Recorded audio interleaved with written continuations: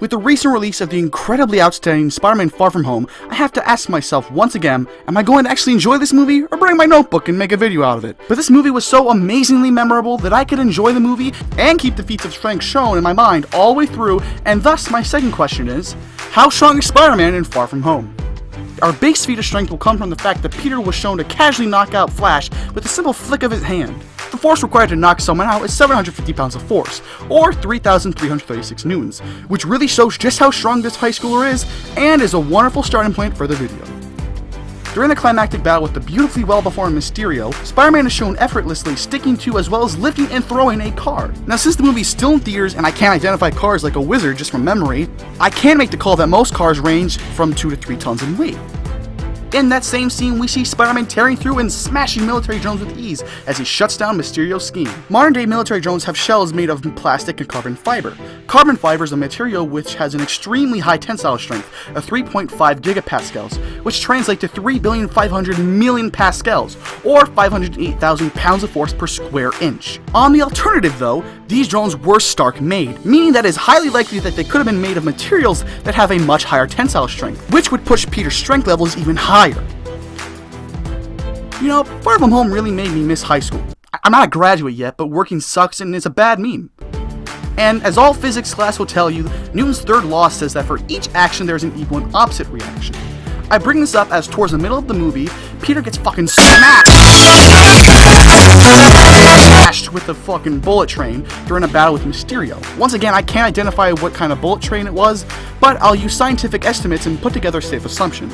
Common bullet trains travel at 320 kilometers per second and accelerate at 2.6 kilometers per hour per second, as well as weighing 315 tons when focusing on each 16-car train. We can use this to find that Peter would have been smashed with 206,000 newtons of force. So, using Newton's third law, I find it safe to say that Spider-Man could hypothetically produce the same amount of force. In the same battle with Mysterio, we see Peter try to flip the illusion of Mysterio over to him in attempts to punch him in the mouth, but he's only met with a fucking construction crane smashing down and nearly hitting him. Once again, I can't tell what brand or model of crane it was, or how big it completely is, but I can inform you that cranes for major construction, like say making a military base for S.H.I.E.L.D. perhaps, can weigh up to 300 tons, and Pete just whipped that bitch towards him like it was nothing!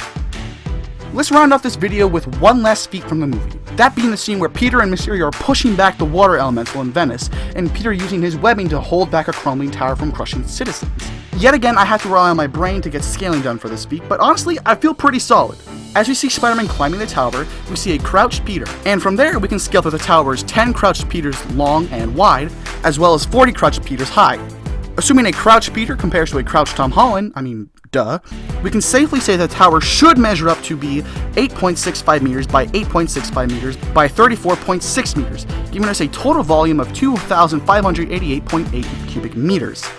As the fight takes place in Venice, which the oldest buildings follow similar building construct schemes to Roman buildings, we can assume that the tower to be made of limestone, which has a density of 2,560 kilograms per cubic meter. Of course, we can't leave the tower as a whole thick pillar of limestone, thus I'll say the tower is 80% hollow. Doing all the maths here, we found the tower to weigh upwards of 1,325,465.6 kilograms, or 2,916,024 pounds, or 1,460 tons, which is crazy fucking insane. Spider-Man has really come a long way from just a simple kid in Queens, and I think that comes from having to battle against the Mad Titan Thanos and his many armies. And that's it. Spider-Man Far From Home was a truly spectacular movie and deserves all the praises it's been receiving. If you have the $10 and the 2 hours and 9 minutes, definitely go and see it. Hell, see it twice, because it's just that great. You know what else is great? A motherfucking recharge.